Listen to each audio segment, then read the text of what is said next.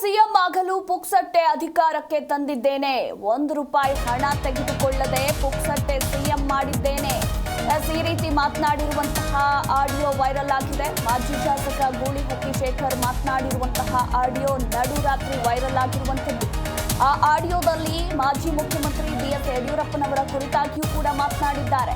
BS Yediyurappa CM ಆಗಲು ನಾನು ಶ್ರಮಿಸಿದ್ದೇನೆ. ನಮ್ಮ ಕುಮಾರಣ್ಣ ಹೇಳಿದ ಮಾತಿನಿಂದ ಅಂದು ನಡೆದಿದ್ದೇನೆ.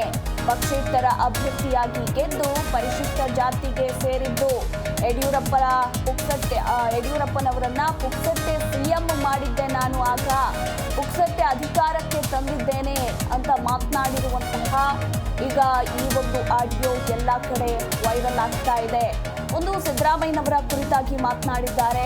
ಅವರಿಗೆ ಹೈಕೋರ್ಟ್ನಲ್ಲಿ ನ್ಯಾಯ ಸಿಗಲ್ಲ, ಸುಪ್ರೀಂ ಕೋರ್ಟ್ನಲ್ಲೇ ನ್ಯಾಯ ಸಿಗೋದು, ಅಲ್ಲಿವರೆಗೂ ಅವರು ಸಿಎಂ ಆಗಿರಬೇಕು, ಅವರ ಪರ ನಾನು ಎಂದಿಗೂ ಕೂಡ ನಿಲ್ಲುತ್ತೇನೆ ಅಂತ ಹೇಳಿದಂತಹ ಮಾಜಿ ಶಾಸಕ ಗೂಳಿಹಟ್ಟಿ ಶೇಖರ್ ಬಿಎಸ್ವೈ ಕುರಿತಾಗಿಯೂ ಕೂಡ ಮಾತನಾಡಿದ್ದಾರೆ. ಹಾಗಿದ್ರೆ ಏನೇನು ಹೇಳಿದ್ದಾರೆ ಕೇಳೋಣ.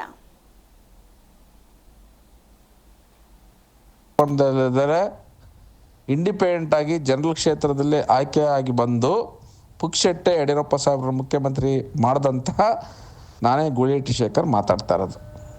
ಅಂದರೆ ಜನರಲ್ ಕ್ಷೇತ್ರದಲ್ಲಿ ಗೆದ್ದು ಒಬ್ಬ ಬೋವಿ ಸಮಾಜದ ಪರಿಶಿಷ್ಟ ಜಾತಿಯವನಾಗಿ ಯಡಿಯೂರಪ್ಪ ಸಾಹೇಬ್ರನ್ನ ಮುಖ್ಯಮಂತ್ರಿ ಮಾಡಿದಂತಹ ದಕ್ಷಿಣ ಭಾರತದಲ್ಲಿ ಬಿ ಜೆ ಪಿ ಸರ್ಕಾರವನ್ನು ಮಾಡಿದಂತಹ ನಾನು ಗೂಳಿಹಟ್ಟಿ ಶೇಖರ್ ಮಾತಾಡ್ತಾ ಇರೋದು. ಇಲ್ಲಿ ನಾನು ಮಾತಾಡ್ತಾರೆ ಈ ಸಂದರ್ಭದಲ್ಲಿ ಈಗ ಮಾತಾಡೋ ಉದ್ದೇಶ ನನ್ನನ್ನು ಯಾವುದರ ತಿಳ್ಕೊಡ್ರಿ ಪರವಾಗಿಲ್ಲ, ಆದರೆ ವಸ್ತುಸ್ಥಿತಿ ಬಗ್ಗೆ ನಾನು ವಿವರಿಸ್ತಾ ಇದ್ದೀನಿ. ಈಗ ನನ್ನ ಅಭಿಪ್ರಾಯ ಅಷ್ಟೇ, ಇದು ವೈಯಕ್ತಿಕ ಅಭಿಪ್ರಾಯ. ನನಗೆ ಫೇಸ್ಬುಕ್ಕಲ್ಲಿ ಲೈವ್ ನನಗೆ ಗೊತ್ತಿಲ್ಲ, ಫೇಸ್ಬುಕ್ಕಲ್ಲಿ ಲೈವ್ ಹೋಗೋದು ಇದೆಲ್ಲ ನನಗೆ ಗೊತ್ತಿಲ್ಲ. ಅದಕ್ಕೆ ಈಗ ಈ ರೂಪದಲ್ಲಿ ನಾನು ಮಾಡೋದು, ನಾನು ಹೇಳಿಕೆ ಕೊಡೋದು, ನನಗೆ ಯಾವ ಪೇಪರ್ಲಿ ಟಿ ವಿನಲ್ಲಿ ಮಾಧ್ಯಮದಲ್ಲಿ ಬಿಡ್ತದೋ ಗೊತ್ತಿಲ್ಲ. ಆದರೆ ವಾಸ್ತವ ಸಂಗತಿಯನ್ನು ಹೇಳ್ತಾ ಇದ್ದೀನಿ. BJP ಸರ್ಕಾರವನ್ನು ದಕ್ಷಿಣ ಭಾರತದಲ್ಲಿ ಸರ್ಕಾರ ರಚನೆ ಮಾಡಲಿಕ್ಕೆ, ಅದರಲ್ಲೂ ವಿಶೇಷವಾಗಿ ಯಡಿಯೂರಪ್ಪ ಸಾಹೇಬ್ರಿಗೆ ಮುಖ್ಯಮಂತ್ರಿ ಯಡಿಯೂರಪ್ಪ ಸಾಹೇಬ್ರು ಮಾಡಲಿಕ್ಕೆ ₹1 ದುಡ್ಡು ತೊಗೊಂಡಂಗೆ ಪುಕ್ಸಟ್ಟೆ ಮುಖ್ಯಮಂತ್ರಿ ಮಾಡಿದ್ದು ನಾನು ಗೂಳಿಹಟ್ಟಿ ಶೇಖರ್ ಮಾತಾಡ್ತಾ ಇರೋದು ಈಗ. ಯಾಕಂದ್ರೆ ನನಗೆ ಹೆಮ್ಮೆ ಇದೆ. ಯಡಿಯೂರಪ್ಪ ಸಾಹೇಬರು ಅವಾಗ ಅವ್ರ ಮೇಲೆ ಗೌರವ ಇತ್ತು. ಯಾಕೆ ಗೌರವ ಇತ್ತು ಅಂತ ಹೇಳಿದ್ರೆ ಗೊತ್ತಾ? ಯಡಿಯೂರಪ್ಪ ಸಾಹೇಬ್ರ ಮೇಲೆ ಕುಮಾರಣ್ಣ, ನಮ್ಮ ಕುಮಾರಣ್ಣ, ನಾನು ಇದ್ದಿದ್ದಲ್ಲೇ ಅನ್ನ ತಿಂದಿದ್ದು ಬೆಳೆದಿದ್ದು ಒಂದಷ್ಟು ಬೆಳೆದಿದ್ದಲ್ಲ JDS ಇಂದ. ಆದರೂ ಕೂಡ ಕುಮಾರಣ್ಣನಿಗೆ ಯಾವುದೋ ವಚನ ಭ್ರಷ್ಟ ಆಯಿತು, ಮಾತಿ ಕದ್ರು ಅಂತೇಳಿ ಅದೊಂದೇ ವಿಚಾರ ಇಡೀ ರಾಜ್ಯದಲ್ಲಿ ಚರ್ಚೆ ಆದ ಸಂದರ್ಭದಲ್ಲಿ ನನಗೆ ಅವಕಾಶ ದೇವರು ಕೊಟ್ಟಿದ್ದರಿಂದ ಯಡಿಯೂರಪ್ಪ ಸಾಹೇಬ್ರಿಗೆ ನಾನು ಮೊದಲೇ ಆದ್ಯತೆ ಕೊಟ್ಟು ಯಡಿಯೂರಪ್ಪ ಸಾಹೇಬ್ ಮುಖ್ಯಮಂತ್ರಿ ಆಗಲಿ ಅಂತೇಳಿ ಪುಕ್ಸಟ್ಟೆ ₹1 ದುಡ್ಡು ತೊಗೊಂಡಿಲ್ಲ ಸ್ವಾಮಿ ಯಾರ ಹತ್ರ. ಯಡಿಯೂರಪ್ಪ ಸಾಹೇಬ್ರು ಮುಖ್ಯಮಂತ್ರಿ ಮಾಡಿದ್ರು. ಇಡೀ ದಕ್ಷಿಣ ಭಾರತದಲ್ಲಿ BJP ಸರ್ಕಾರ ಬರಲಿಕ್ಕೆ ಕಾರಣಕರ್ತನಾದ ನಾನು. ಈಗ ನನ್ನ ಅಭಿಪ್ರಾಯ ಅಷ್ಟೆ. ನಿಜವಾಗೂ ಅವತ್ತು ನಾನು ಇಂಡಿಪೆಂಡೆಂಟ್ ಆಗಿ ನಿಂತ್ಕೊಂಡಾಗ ನಮ್ಮ ವಸ್ತು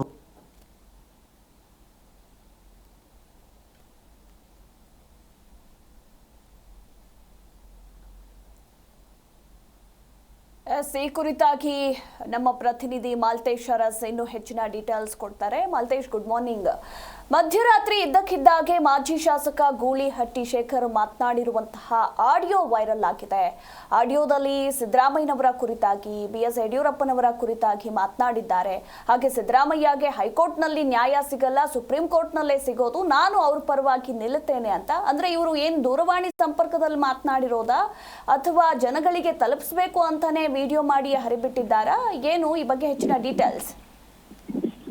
ಪ್ರಮುಖವಾಗಿ ಏನಂತಂದ್ರೆ, ಕರ್ನಾಟಕದಲ್ಲಿ ಬಿಜೆಪಿ ಸರ್ಕಾರ ಅಧಿಕಾರಕ್ಕೆ ಬರಲು 2008 ಇಸ್ವಿಯಲ್ಲಿ ಪ್ರಮುಖ ಪಾತ್ರವನ್ನು ವಹಿಸಿದಂತ ಗೂಳಿಹಟ್ಟಿ ಶೇಖರ್ ಅವರು ಪಕ್ಷೇತರ ಶಾಸಕರಾಗಿದ್ದು ಸಚಿವರಾಗಿದ್ದಂಥದ್ದು. ಅಂತ ವ್ಯಕ್ತಿ ದಿಢೀರ್ ಅಂತಲೇ ರಾತ್ರಿ ಸುಮಾರು 11-12 ಗಂಟೆ ಸುಮಾರಿಗೆ ಒಂದು ಆಡಿಯೋವನ್ನ ಅವರ ವೈಯಕ್ತಿಕವಾಗಿ ರೆಡಿ ಮಾಡಿ ಎಲ್ಲ ಮಾಧ್ಯಮ ಮಿತ್ರರಿಗೆ ಮತ್ತು ಎಲ್ಲ ಗ್ರೂಪ್ಗಳಿಗೆ ರವಾನೆಯನ್ನು ಮಾಡುವಂತ ಕೆಲಸವನ್ನು ಮಾಡಿದ್ದಾರೆ. ಅಂದ್ರೆ ಸಿದ್ದರಾಮಯ್ಯನವರು ಈಗೇನು ಪ್ರಾಸಿಕ್ಯೂಷನ್ ಅಲ್ಲಿ ಅವರು ತಗಲಕೊಂಡಂತದ್ದು ಕೆಲಸವನ್ನು ಮಾಡಲಾಗಿದೆ. ಆ ಕೆಲಸವನ್ನ ಹೈಕೋರ್ಟ್ ಅಲ್ಲಿ ಗೆಲ್ಲುವುದು ಬಹಳ ಕಷ್ಟ. ಯಾಕೆಂದ್ರೆ ನಾವು ಕೂಡ ಕಳೆದ ಬಾರಿ 2008ನೇ ಇಸ್ವಿಯಲ್ಲಿ ಈ ಘಟನೆ ನಾವು ಕೂಡ ಸಿಲುಕಿದ್ವಿ. ಹಾಗಾಗಿ ನಮಗೆ ನ್ಯಾಯ ಸಿಕ್ಕಿದ್ದು ಅಂಬೇಡ್ಕರ್ ದೇವರನ್ನಾಗಿ ನಾವು ಒಪ್ಪಿಕೊಳ್ಳುವಂತಹ ಸುಪ್ರೀಂ ಕೋರ್ಟ್ ಅಲ್ಲಿ ಅನ್ನುವ ಅಂಶವನ್ನ ಪ್ರಮುಖವಾಗಿ ಆಧರಿಸಿ ಅವರು ಒಂದು ಆಡಿಯೋವನ್ನು ಮಾಡಿಬಿಟ್ಟಿರಂತದ್ದು. ಆ ಆಡಿಯೋದಲ್ಲಿ ಸ್ಪಷ್ಟವಾಗಿ ಹೇಳ್ತಾರೆ ಅವರು, ನಾವು ಸಿದ್ದರಾಮಯ್ಯನ ಪರವಾಗಿದ್ದೇವೆ, ಯಾಕೆ ಸಿದ್ದರಾಮಯ್ಯನಂತ ವ್ಯಕ್ತಿಗಳಿಗೆ ಇಂಥದ್ದೊಂದು ಆಗ್ಬಾರ್ದಾಗಿತ್ತು, ಆದ್ರೆ ಆಗಿದೆ. ಹಾಗಾಗಿ ಯಡಿಯೂರಪ್ಪನವರು ಈ ಹಿಂದೆ ನಮಗೆ ಅನ್ಯಾಯ ಮಾಡಿದ್ದು ಮತ್ತೆ ಅಂತದ್ದೇ ಒಂದು ಟೀಮು ಅನ್ಯಾಯ ಮಾಡುವಂತ ಕೆಲಸವನ್ನ ಮಾಡ್ತಿದೆ. ಸಿದ್ದರಾಮಯ್ಯನವರು ಯಾವುದೇ ಕಾರಣಕ್ಕೆ ರಾಜೀನಾಮೆ ಕೇಳಿದ ಕೂಡಲೇ ರಾಜೀನಾಮೆಯನ್ನ ಕೊಡಬೇಡಿ ಅಂತ. ಅಂದ್ರೆ ಅವರೇ ಹೇಳ್ತಿದ್ರೆ ಒಂದು ನ್ಯಾಯಾಂಗ ಇಲಾಖೆಯಲ್ಲಿ ಸಿಲುಕಿಸುವಂತ ಪ್ರಯತ್ನವನ್ನ ಬಿಜೆಪಿಯವರು ಯಶಸ್ವಿಯಾಗಿ ಮಾಡ್ತಾರೆ. ಆದ್ರೆ ನೀವು ಅವ್ರ ರಾಜೀನಾಮೆ ಕೇಳಿದ ಕೂಡಲೇ ರಾಜೀನಾಮೆ ಕೊಡುವಂತ ಅಗತ್ಯ ಇಲ್ಲ. ಹಾಗಾಗಿ ನೀವು ರಾಜೀನಾಮೆ ಕೊಡ್ಲೇಬೇಕು ಅನ್ಸಿದ್ರೆ ಒಂದು ಹೈಕೋರ್ಟ್ ಅಲ್ಲಿರುವಂತ ಕೇಸು ಸುಪ್ರೀಂ ಕೋರ್ಟ್ಗೆ ರವಾನೆ ಆಗ್ಬೇಕು. ಸುಪ್ರೀಂ ಕೋರ್ಟ್ಗೆ ರವಾನೆ ಆಗಿ ಅಲ್ಲಿ ತನಿಖೆಗಳು ಆಗಿ ಅಲ್ಲಿಂದ ಆದೇಶ ಹೊರಬಿದ್ದ ನಂತರವೇ ನೀವು ರಾಜೀನಾಮೆ ಕೊಡುವಂತ ಪ್ರಯತ್ನವನ್ನು ಮಾಡಿ ಅಲ್ಲಿವರೆಗೂ ನೀವೇ ಮುಖ್ಯಮಂತ್ರಿಗಳಾಗಿರ್ಬೇಕು ಅಂತ ಅಧಿಕೃತವಾಗಿ ಅವರ ಮಾಹಿತಿಯನ್ನ ಕೊಡ್ತಾರೆ. ಅಂದ್ರೆ ಕಾನೂನಾತ್ಮಕವಾಗಿ ನಮಗೆ ಇಷ್ಟು ವರ್ಷಗಳ ಕಾಲ ಗೊತ್ತಿರ್ಲಿಲ್ಲ. ಆದ್ರೆ 2008ನೇ ಇಸ್ವಿಯಲ್ಲಿ ಪಕ್ಷೇತರವಾಗಿ ಗೆದ್ದು ಮಧ್ಯ ಭಾರತದಲ್ಲಿ ಪ್ರಥಮ ಬಾರಿಗೆ ಬಿಜೆಪಿಯನ್ನು ಅಧಿಕಾರಕ್ಕೆ ತರುವಲ್ಲಿ ನಾವು ಪ್ರಮುಖ ಪಾತ್ರ ವಹಿಸಿದ್ವಿ. ನಮ್ಮನ್ನು ಕೂಡ ಅನರ್ಹನ ಮಾಡುವಂತ ಕೆಲಸವನ್ನ ಬಿಜೆಪಿ ಸರ್ಕಾರದ ಅನೇಕರು ಮತ್ತು ವಿವಿಧ ಮುಖಂಡರು ಮಾಡಿದ್ರು. ಹಾಗಾಗಿ ಈ ಬಾರಿ ಅಂತದ್ದೇ ಒಂದು ಕೃತ್ಯ ಎಸಗುವಂತ ಕೆಲಸ ರಾಜಕಾರಣಿಗಳು ಮಾಡ್ತಾರೆ ಅಂತ ತೀವ್ರ ಅಸಮಾಧಾನ ವ್ಯಕ್ತಪಡಿಸಿದ್ದಾರೆ. ಪ್ರಮುಖವಾಗಿ ಗುಳೆಟ್ಟಿ ಶೇಖರ್ ಹೇಳುವಂತ ಇನ್ನೊಂದು ಮಾತಿದೆ, ಪುಕ್ಸಟ್ಟೆ ಪುಕ್ಸಟ್ಟೆ ಪುಕ್ಸಟ್ಟೆ ಅಂತ ಮಾತಾಡ್ತಾರೆ. ಹೌದು, ಅವ್ರು ಹೇಳ್ತಿರೋ ಸತ್ಯ. ಯಾಕೆಂದ್ರೆ 2008ರಲ್ಲಿ ಮುಖ್ಯಮಂತ್ರಿಗಳಾಗಿ ಯಡಿಯೂರಪ್ಪ ಅಧಿಕಾರಕ್ಕೆ ಬಂದಾಗ ಪುಕ್ಸಟ್ಟೆ ನಾವು ಸಹಕಾರ ನೀಡಿದ್ವಿ ಅನ್ನೋ ಮಾತು ಅದ್ಭುತವಾಗಿದೆ. ಯಾಕೆಂದ್ರೆ ಯಾವುದೇ ಒಬ್ಬರು ಶಾಸಕರು 100 ಕೋಟಿಗೂ ಅಧಿಕ ವೆಚ್ಚವನ್ನ ದುಡ್ಡನ್ನು ಇಸ್ಕೊಂಡು ಅಂದ್ರೆ ಭ್ರಷ್ಟಾಚಾರವಾಗಿ ನಾವು ಒಳ ಹೋಗ್ತಿದ್ವಿ.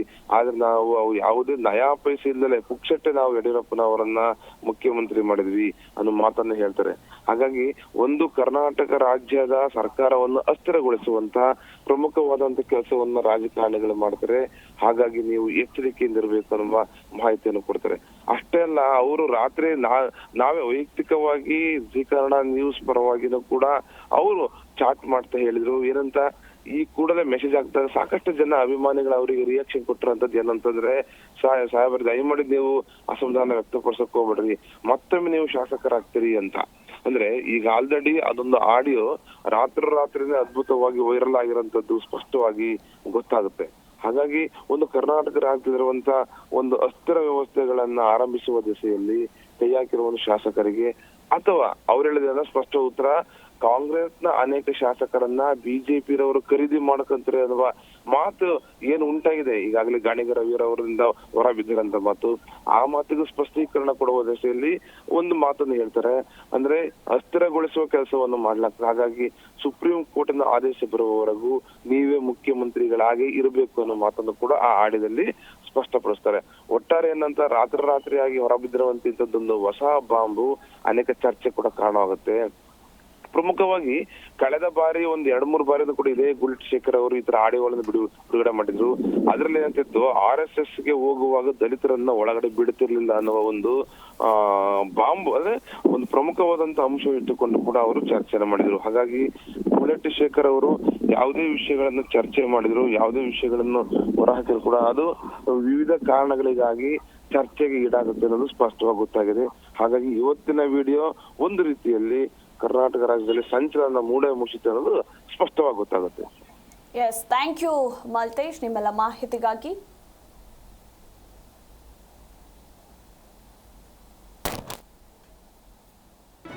ಜಿ ಕನ್ನಡ ನ್ಯೂಸ್ ಈಗ ನಿಮ್ಮ ಮನೆಯಲ್ಲೇ ನೋಡಿ. ಎಲ್ಲ ಕೇಬಲ್ಗಳಲ್ಲಿ ಈಗ ಲಭ್ಯ.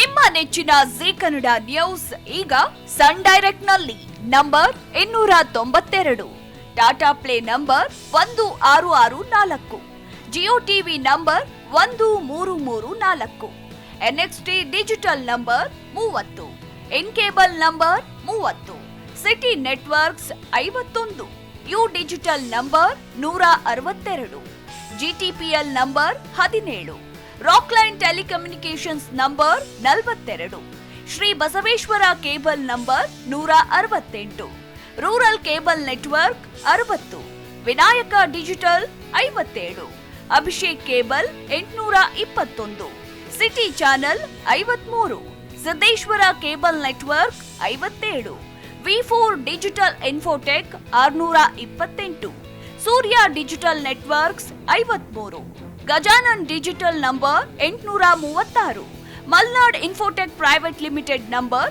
56, Metrocast number 830, victory digital number 167ರಲ್ಲಿ ನೋಡಿ ಆನಂದಿಸಿ.